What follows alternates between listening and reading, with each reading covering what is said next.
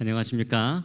네, 사랑하는 동탄사는 성도 여러분, 오늘따라 빈자리가 좀 많은 것 같습니다. 또 마스크도 많이 쓰시고 계시는데 편찮지 않으시길 간절히 바랍니다. 건강하셔야 합니다. 오늘 이 찬양대 이 찬양의 가사처럼 우리가 함께 예배를 하지 못한다 할지라도 우리와 함께 하시고 늘 가까이 계시는 그런 하나님께서 함께 하시는 그런 안식일이 되길 간절히 바랍니다. 또 우리가 함께 교회에 모여서 예배드리는 우리 모두 또한 그런 동행하시는 하나님을 깊이 느끼고 또 묵상할 수 있는 귀중한 안식일이 되길 간절히 바랍니다. 오늘은 뜻을 정한 인생이라는 제목을 통해서 하나님 말씀을 함께 나누고자 합니다. 먼저 하나님 말씀 다니엘 1장 8절에서 9절 말씀입니다. 네, 다 함께 봉독하도록 하겠습니다. 시작. 다니엘은 뜻을 정하여 왕의 음식과 그가 마시는 포도주로 자기를 더럽히지 아니하리라 하고 자기를 더럽히지 아니하도록 환관장에게 구하니 하나님이 다니엘로 하여금 환관장에게 은혜와 긍휼을 얻게 하신지라. 아멘. 오늘은 다니엘서의 이 다니엘에 대해서 함께 좀 말씀을 나눠보려고 합니다. 오늘 우리가 함께 살펴볼 이 다니엘서는 단순히 한 청년의 이 성공 이야기가 아닙니다. 바벨론의 포로로 끌려간 이 한 청년이 어떻게 이 신앙을 지켰는가를 넘어서서 이 혼란과 무너짐의 시대 속에서도 하나님의 백성은 무엇을 붙들어야 하는가를 보여주는 아주 귀한 말씀이 이 다니엘서에 담겨 있습니다. 보통 우리가 이 다니엘서 하면은 무엇이 생각이 나십니까? 네, 예언에 대해서 생각을 하지만 저는 그러한 예언들보다는 조금 더 본문이 이야기하고 있는 그 내용, 과연 우리의 이 신앙을 통해서 다니엘을 통해서 무엇을 배울 수 있을지에 대해서 함께 묵상하고자 합니다. 저는 이 말씀을 준비하면서 이 다니엘 시대와 요즘 우리의 시대가 너무 많이 동일하다라는 것을 닮아 있다라는 것을 느끼게 되었습니다. 세상은 너무나 빠르게 변하고 있고요. 우리의 신앙을 흔드는 소리들이 너무나 많습니다. 절대 기준이 흔들리고 무엇이 옳은가 보다 무엇이 편한가를 선택하는 시대를 우리는 살아가고 있습니다. 어떤 면에서는 우리 역시 이 바벨론과 같은 세상 속을 살아가는 것 같다라는 그런 느낌을 참 많이 받게 되었습니다. 그런데 다니엘이 바벨론에 끌려간 나이가 고작 17살 전후의 나이라는 것을 우리는 생각해 볼 필요가 있습니다. 고향을 떠나고 성전도 무너지고 믿었던 모든 것들이 무너졌던 상황이었습니다. 어린 나이에 모든 기반들을 다 잃어버리게 된 것입니다.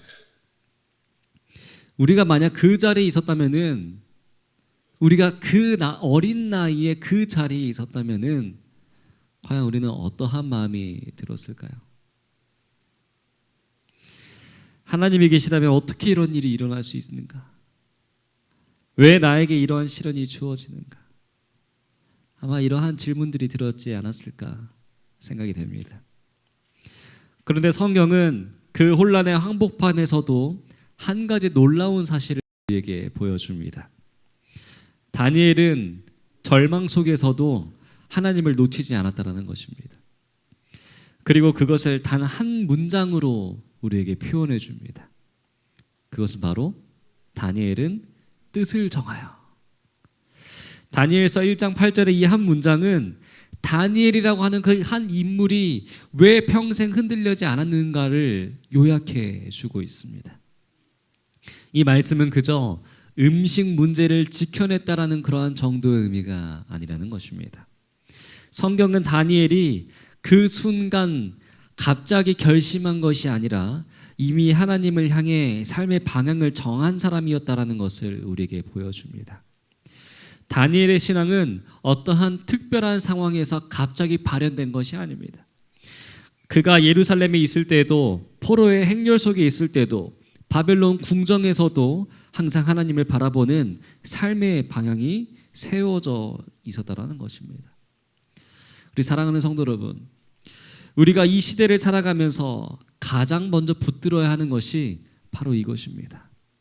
신앙의 방향, 내 삶의 중심, 내가 어떠한 기준으로 살아갈 것인지 이것이 분명하지 않으면은 우리의 신앙은 흔들릴 수밖에 없다는 것이겠죠. 오늘 본문에서 다니엘이 보여주는 가장 중요한 메시지는 내 환경이 내 신앙을 결정하지 않는 것입니다. 내가 정한 뜻이 나의 신앙을 결정한다는 것입니다. 다니엘은 바벨론에 있었지만 바벨론에 속하지 않았습니다. 세상에 살았지만 세상이 그의 기준을 흔들지 못했습니다. 그 이유는 단 하나입니다. 그는 뜻을 정한 사람이었기 때문입니다. 오늘 말씀을 통해서 다니엘처럼 이 하나님을 향해 분명한 뜻을 정하는 우리 모든 동탄사연의 성도님들이 되시길 간절히 바랍니다. 그리고 그 결심을 통해서 하나님께서 주시는 은혜와 인도하심을 더욱 깊이 경험하는 우리 모든 성도님들께서 믿음의 길을 걷게 되길 간절히 소망합니다. 자, 우리 그러면 오늘 본문을 통해 알 수 있는 첫 번째 교훈입니다. 믿음의 사람은 정체성을 지킨다는 것이에요. 우리는 오늘 다니엘서를 읽으면서 한 가지 중요한 질문 앞에 서게 됩니다. 도대체 믿음의 사람은 어떠한 상황에서도 흔들리지 않을까? 우리가 세상 속에서 어떤 태도로 서 있어야 하는 것일까? 그 중심에는 정체성이라고 하는 이 중요한 단어가 놓여 있습니다. 당시의 상황을 우리가 잠시 한번 떠올려 보겠습니다. 다니엘이 바벨론으로 끌려갔을 때요, 그것은 단순히 그냥 하나의 국가의 패배가 아니었습니다. 예루살렘 성이 다 무너졌고요, 성전은 약탈당했고 거룩한 기물까지 바벨론 신전으로 옮겨지는 상황이었습니다. 구약에서 하나님을 표현을 할 때 하나님은 전쟁의 신으로 표현을 합니다. 고대 근동에서는 이 여호와 하나님을 전쟁에 능하신 신으로 표현했어요. 그래서 구약의 모든 내용들을 보면은 하나님께서 전쟁하시는 내용이 납니다. 그런데 그 전쟁은 신들과 신들이 전쟁하는 전쟁이었어요. 그래서 신들의 전쟁입니다. 그런데 하나님께서 다스리시는 그 이스라엘이 무너졌다라는 것은 전쟁의 신인 여호와가 패배했다라는 것입니다. 이스라엘 신앙의 중심이 완전히 무너져 내려버린 상황입니다. 이런 상황에서 사람들의 마음은 당연히 흔들릴 수밖에 없는 것이죠. 하나님이 계시긴 한 걸까? 왜 하나님은 침묵하고 계시는 것일까? 우리의 믿음이 정말 의미가 있는 것일까? 어쩌면 오늘 우리의 시대도 매우 비슷합니다. 이러한 혼란의 한가운데서도 정말 하나님이 존재하지 않는다라고 이야기하고 있는 이러한 세상 가운데 우리는 살아가고 있지 않습니까? 이러한 혼란의 세상 가운데 신앙을 유지하는 것 자체가 얼마나 어려운 일이라는 것을 우리는 잘 경험하며 살아가고 있지 않습니까? 그런데 성경은 다 한 줄로 이러한 혼란의 한가운데에서도 다니엘의 태도를 우리에게 보여줍니다. 8절입니다. 다니엘은 뜻을 정하여 왕의 음식과 그가 마시는 포도주로 자기를 더럽히지 아니하리라 하고 자기를 더럽히지 아니하도록 환관장에게 구하니. 다니엘은 뜻을 정하여. 이 한 문장이 얼마나 중요한지 모릅니다. 다니엘은 상황에 흔들리지 않았습니다. 그는 주변의 압력보다, 환경보다, 두려움보다 먼저 자신이 누구인지를 붙들었습니다. 다니엘은 바벨론 왕궁에서 3년 동안 교육을 받았습니다. 그 교육의 목적은 분명합니다. 바벨론의 가치관, 바벨론의 종교, 바벨론의 사고 방식을 이 이스라엘 청년들의 마음 가운데 심어주기 위한 것이었습니다. 쉽게 말하면은 정체성의 재구성, 하나님의 백성에서 바벨론의 백성으로 만드는 작업이었습니다. 그리고 그 첫 단계가 무엇이었습니까? 바로 음식이었습니다. 표면적으로는 최고의 진수성찬처럼 보였지만 그 배후에는 우상들에게 바쳐졌던 음식들이 섞여 있었습니다. 제사 음식, 바벨론의 문화가 그대로 스며드는 식탁이었습니다. 다니엘은 이 지점에서 멈춰섭니다. 이것은 더 이상 단순한 식사가 아니다. 이것은 하나님을 따르는 정체성과 직접 연결되는 문제다. 그래서 그는 뜻을 정했다라고 얘기를 합니다. 여기서 뜻을 정한다라는 히브리어 표현은 자기의 마음을 하나님께로 고정시킨다라는 의미를 갖고 있습니다. 흔들리지 않는 기준을 똑바로 세웠다라는 것이에요. 정체성은 고유할 때 고유할 때가 아니라 흔들릴 때 드러나게 되는 것입니다. 평안할 때는요, 누구나 믿음의 사람처럼 보이게 됩니다. 하지만 다니엘처럼 주변이 무너지는 상황에서도 하나님의 편에 서는 결단을 내리는 사람이 과연 얼마나 될까요? 다니엘은 바벨론에서 출세의 기회를 갖고 있었습니다. 왕의 음식은 엄청난 특권이었습니다. 왕의 교육은 성공할 수 있는 아주 완전 그냥 이미 보증이 되어 있는 이 티켓입니다. 티켓. 포로 신분으로는 상상도 할 수 없는 미래가 보장된 자리인 것이죠. 그런데 그는 무엇을 선택합니까? 환경보다 하나님을 먼저 선택하게 됩니다. 편안함보다 믿음의 원칙을 세웁니다. 세상의 조건보다 하나님의 백성이라고 하는 이 정체성을 붙들게 됩니다. 다시 말해 다니엘의 일관성은 감정이 아니라 그의 결단에서 나왔습니다. 그는 자신이 처한 상황을 보면 흔들릴 수밖에 없었습니다. 그러나 하나님을 보면 다니엘의 선택은 분명해질 수 있었던 것이죠.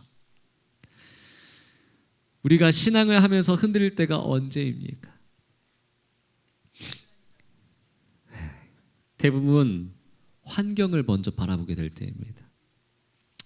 우리는 주어진 환경을 먼저 보기 때문에 우리의 신앙은 흔들리게 됩니다. 상황을 먼저 해석하기 때문입니다. 사람들의 시선을 먼저 두기 때문입니다. 하지만 다니엘은 반대였습니다. 그는 먼저 하나님께 마음을 고정하고 그 다음에 상황을 해석하였습니다. 이 순서가 그의 신앙을 평생토록 지켜주었던 힘이었습니다. 지금 우리가 살아가고 있는 이 시대는 가치가 무너지는 시대입니다. 세상은 절대적인 기준을 정말 싫어합니다. 너의 진리, 나의 진리, 각자 알아서 살아라 라고 하는 그런 문화가 이미 우리의 삶의 중심으로 서 있습니다. 신앙도 점점 흐려집니다. 조금씩 타협해도 괜찮지 않는가? 요즘은 그렇게 살아도 되더라. 원칙을 지키는 것은 너무 고지식한 거 아니냐? 하지만 원칙이 흔들리면은 우리의 정체성도 흔들리게 됩니다. 그리고 우리의 정체성이 흔들리면은 우리의 신앙도 무너지게 됩니다. 그리고 신앙이 무너지면은 결국 하나님과의 관계는 흐려지게 됩니다. 우리가 살아가는 이 시대야말로 더 분명한 기준이 필요합니다. 더 선명한 결단이 필요합니다. 다니엘이 결정했던 그 말, 뜻을 정하여, 이것은 오늘날 우리에게 필요한 문장입니다. 이제 말씀을 우리의 삶에 적용해 보도록 합시다. 나는 누구의 백성으로 살아가고 있는가? 내 삶의 기준은 환경인가? 하나님인가? 신앙의 선택을 해야 할 때 나는 어느 편에 서고 있는가? 하나님을 기쁘시게 하기 위한 선택을 하고 있는가? 아니면은 상황이 허락하는 만큼 신앙을 조절하고 있는가? 사랑하는 성도 여러분, 믿음은 자동으로 지켜지지 않습니다. 흐름을 따라가다 보면은 어느 순간 신앙이 변해 있고, 어느 순간 기준은 희미해져 있고, 어느 순간 나도 모르게 정체성은 무너져 있는 것을 발견하게 됩니다. 그렇기에 다니엘은 처음부터 뜻을 정한 것입니다. 나는 어떠한 상황에서도 하나님의 백성으로 살아가겠다. 나는 바벨론의 길을 따르지 않겠다. 나는 하나님과 맺은 관계를 타협하지 않겠다. 하나님은 이러한 사람을 사용하십니다. 하나님은 이러한 사람에게 지혜를 주십니다. 하나님은 이러한 사람에게 승리를 허락하십니다. 사랑하는 성도 여러분, 정체성은 우리가 스스로 붙드는 것이 아니라 결단 위에 세워지는 것입니다. 다니엘처럼 마음을 정하고 하나님께 방향을 맞추게 될 때 우리의 정체성은 흔들리지 않게 될 것입니다. 우리의 각자의 삶 속에서 다시 한번 다짐하게 되길 간절히 바랍니다. 나는 하나님의 백성입니다. 환경이 아닌 하나님을 기준으로 살아가겠습니다. 그리고 오늘 다시 마음을 하나님께 고정하겠습니다. 이러한 결단을 우리 마음 가운데 세우고 다시 한번 하나님을 향해 나아갈 수 있는 우리 모든 동탄사하는 성도님들이 되시길 간절히 바랍니다. 오늘 본문을 통해서 알 수 있는 두 번째 교훈입니다. 믿음의 사람은 뜻을 정한 마음을 지킨다는 것입니다. 다니엘의 뜻을 정하여는 단순히 음식 문제에 관한 결단이 아니었습니다. 그보다 훨씬 더 깊은 평생의 신앙적 방향의 설정을 말하고 있습니다. 우리가 흔히 다니엘서 1장의 장면을 보면은 이렇게 생각을 합니다. 아, 다니엘은 바벨론에 도착해서 갑자기 결심하게 되었구나.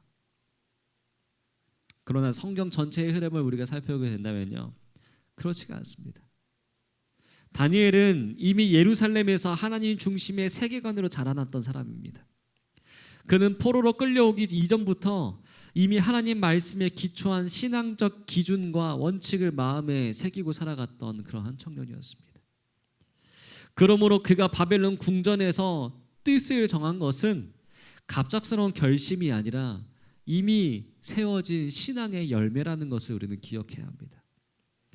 결심은 위기 앞에서 만들어지는 것이 아닙니다.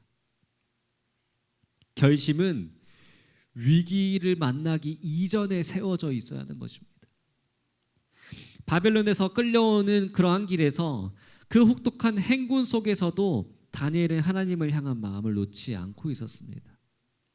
그리고 결국 왕의 음식과 포도주의 문제 앞에서 그 마음이 밖으로 드러나게 된 것이겠죠.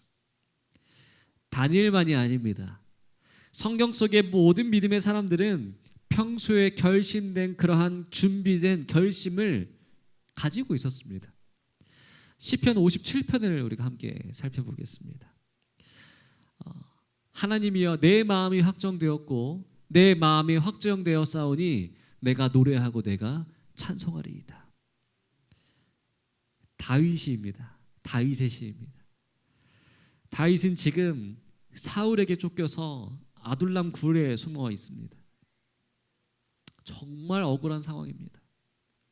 정말 분한 상황입니다. 자기가 무슨 죄가 있습니까?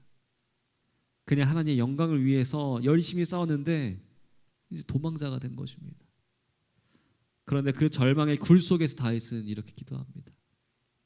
하나님이여, 내 마음이 확정되었고 내 마음이 확정되었으니까 내가 노래하고 내가 찬송하겠습니다. 다윗이 지금 마음을 확정한 것이 아닙니다. 이미 확정되어 있던 마음을 그 상황 속에서 다시 고백한 것입니다. 왜 다윗은 억울한 상황 가운데서도 하나님을 향해서 찬양하고 노래할 수 있었던 것일까요? 그 이유는 단 한 가지입니다. 그의 마음이 이미 하나님께 고정되어 있었기 때문입니다. 다니엘의 마음도 그와 같았습니다. 포로라고 하는 정말 이 절망적인 상황 가운데서도 하나님을 향한 마음을 잃지 않았습니다. 그 결심이 있었기 때문에 그는 궁정에서도 흔들리지 않을 수 있었습니다. 그렇다면은 다니엘이 이야기하는 이 뜻을 정한다라고 하는 이 말은 어떠한 의미가 있을까요? 다니엘서 1장 이 8절에 이 히브리어 원문을 함께 살펴본다면은 레벨라숨이라고 되어 있습니다. 이것은 마음을 세운다, 방향을 고정한다라는 뜻을 갖고 있습니다. 즉 뜻을 정한다라는 것은 단순히 마음 먹었다 하는 것이 아닙니다. 삶의 기준을 하나님께 고정시키는 것입니다. 내 감정, 내 계획, 내 계산이 아니라 하나님의 말씀을 기준으로 세워서 살아가겠다는 것이에요. 하나님의 편에 서겠다는 의지입니다. 손해가 있어도 오해가 있어도 하나님이 원하시는 쪽에 서겠다는 결심입니다. 상황이 아니라 진리를 따라가겠다는 선택입니다. 바벨론의 문화가 아무리 화려해도 세상의 가치가 아무리 강하게 밀려와도 말씀을 기준으로 살아가겠다고 하는 고백입니다. 뜻을 정한다라는 것은 곧 내 삶의 주도권을 하나님께 드리는 것입니다. 내 인생의 방향을 하나님께서 결정하시도록 허락한다는 것입니다. 이 고백이 바로 뜻을 정한다는 것입니다. 성경이 우리에게 분명히 보여주는 하나의 진리가 있습니다. 뜻을 정한 사람은 흔들리지 않지만 뜻을 정하지 않은 사람은 언젠가 분명히 흔들리게 됩니다. 뜻을 정하지 않으면 기분에 따라 신앙이 흔들리고 사람의 눈치에 따라 선택이 바뀌고 상황에 따라 기준이 달라지게 됩니다. 그러나 뜻을 정한 사람은 어떻게 됩니까? 유혹 앞에서도 일관되고 압박 앞에서도 담대하고 시험 앞에서도 믿음의 길은 멈추지 않게 됩니다. 왜냐하면 이미 그의 삶의 방향이 정해져 있기 때문입니다. 이미 마음을 확정했기 때문입니다. 바벨론의 회유가 와도 흔들리지 않고 왕의 명령이 내려와도 목숨을 걸고 믿음을 지키는 이유는 이미 방향이 정해져 있기 때문입니다. 우리 사랑하는 성도 여러분, 오늘 이 예배를 드리는 저와 여러분이 다니엘처럼 마음의 방향을 정하여서 흔들림 없는 믿음의 길을 걸어가게 되기를 간절히 바랍니다. 오늘 본문을 통해서 알 수 있는 마지막 교훈입니다.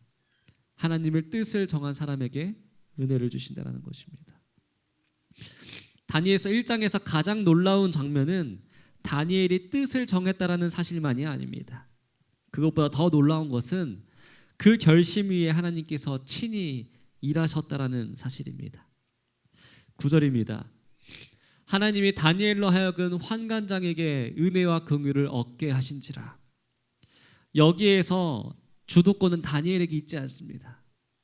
결심은 인간의 몫이지만 문을 여시고 길을 여신 분은 하나님이십니다. 하나님께서 다니엘로 하여금 이렇게 하신 것이에요. 다니엘의 음식의 문제 앞에서 뜻을 정하자 하나님께서 즉시 하신 세 가지의 일이 있습니다. 첫 번째는 환관장의 마음을 감동시키십니다. 다니엘이 가진 그 지혜가 환관장을 설득한 것이 아닙니다. 하나님께서 그의 마음을 움직이신 것입니다. 인간적인 계산으로는 불가능한 길이 하나님의 간섭으로는 가능해지는 순간이라는 것이겠죠. 두 번째로는 시험의 결과를 성공으로 이끌어 주십니다. 10일 동안 채소와 물만 먹었는데 얼굴이 더 윤택해졌습니다. 자연의 법칙을 넘어서는 결과입니다. 이는 단순한 건강관리가 아니라 하나님께서 다니엘을 인쳐주셨다는 것이겠죠. 세 번째로 그의 지혜와 총명을 크게 하셨습니다. 다니엘은 왕 앞에서 모든 박사보다 10배나 더 뛰어나게 됩니다. 세상 실력은 공부를 얻을 수 있지만 하나님께서 주시는 실력은 은혜를 얻는 것입니다.